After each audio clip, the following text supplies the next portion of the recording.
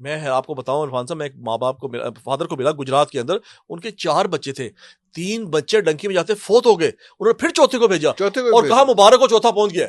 तो 6-8 महीने अगर आपको लग जाते हैं, अगर आपने वाकई पूरी फैमिली से मूव होना है तो पूरा एक प्रोसेस है ना। आप खुद भी मेंटली अपने को प्रिपेयर करेंगे, yes I have to go, और बाद को 2-3 ऑप्शन शॉर्टलिस्ट करेंगे, उनमें से एक क्लिक कर जाएगी, आपका काम हो जाएगा और आप चले जाएंगे। लेकिन डंकी में तो नहीं, पहले ऐसी महीने बंदा पहुंचा दो, by air, by road, by ship, जिस तरह मर्जी करके पहुंचा दो। तो इसलिए कुछ इलाकों में लॉन्च, पता नहीं लॉन्चों में डाल के, हाँ जी एग्जैक्टली, और वो बड़ी खतरनाक सी बोट्स होती है जिनके अंदर वो लेके जाते हैं। और शिप तो आपने बड़ी तमीज की बात की है, लॉन्चों में ले जाते हैं, और लॉन्चें भी ऐसी जो चप्पू से चलती हैं इरफान साहब, और इतने मुश्किल तरीके से रात को वो रुक जाती है, उन्हें हल्का सा शक पड़ता है। मैंने कुछ लोगों से पूछा, आंखों देखा हाल। मैं ग्रीस के अंदर उन कैंपों में गया हूं जहां उन लोगों को रखा गया है, मैं स्पेशली जाकर देखा कि हुआ, और मैंने उनसे आंखों देखी कहानी पूछी कि तुम्हारे साथ होता क्या रहा है। तो आप यकीन करें, हर बंदे के पे एक फिल्म बन सकती है।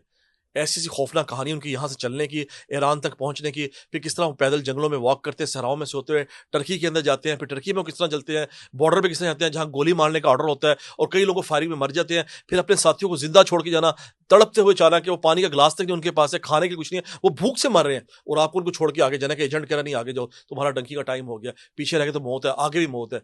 तो आप अजीब दोज़ख और जन्नत और दोज़ख बरज़ख वाले मकाम में रहते हुए आगे जाने की कोशिश करें, और आप यकीन करें ये इतना खौफनाक एडवेंचर है। आपने एक फिल्म थोड़ी सी बनी थी, वो उस तरह इंडिया में एक बनी है फिल्म, आपने सुनी भी होगी, नाम भी, अगर रियल बनाई जाए, एक्चुअल डॉक्यूमेंट्री को बनी है डंकी पे, मेरा खुद उसमें बड़ा इंटरेस्ट है कि कुछ 1-2 लोगों को, करेक्टर को इकट्ठा करके इसमें फिल्म बनाए, और आपकी माशाल्लाह स्पेशलिटी भी है, आपके से लोग सीख सकते हैं इस हवाले से।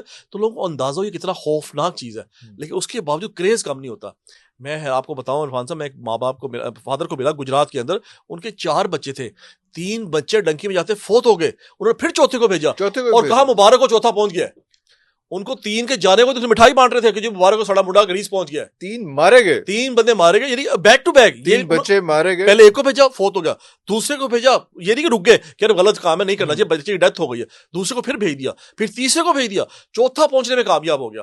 तो वो इसका क्रेडिट ले रहे हैं, चलो मुबारक को चौथा बच्चा पहुंच गया, और वो ये कह रहे हैं कि कोई वैल्यू नहीं है, पहला मर गया है, उसका और कोई वो दुख नहीं कह रहे हैं दूसरा भाई जो है वो जाने को तैयार है, दूसरा मर गया, तीसरा भाई जाने को, तीसरा मर गया, चौथा जाने को, और वो पहुंचने में कामयाब है। तो कह रहे मुबारक होते हुए सारा बुढ़ा कामयाब हो गया। ये है हमारा कल्चर। वहां जाके करना क्या है, ये बड़ा आपने सही सवाल किया। वहां से इतनी डेस्परेशन क्या है, यहाँ पे बंदा मजदूरी करता है, वहां पे मजदूरी करता है, कोई दरख्तों में पैसे it takes lot of money. Dunki जो है इज वेरी एक्सपेंसिव। एग्जैक्टली, आजकल डंकी बहुत महंगी हो गई, अंदाजा करें। एक तो रिस्की काम, ऊपर से रेट भी बहुत हाई कि बस जल्दी ना पहुंचा दे हमारे बंदे को ना। तो वो एक जो इशू, और फिर काम आपने वहां पे लेबर करना है, 800,000 यूरो कमाना है उससे ज्यादा, और 20-25 लाख रुपया भी लोगों का लग रहा है इसमें जाते हैं। साहब जो ग्रीस का रेट है, जो मुझे लोगों ने बताया, अब तो 50 लाख 60 लाख लोग देने के लिए तैयार है।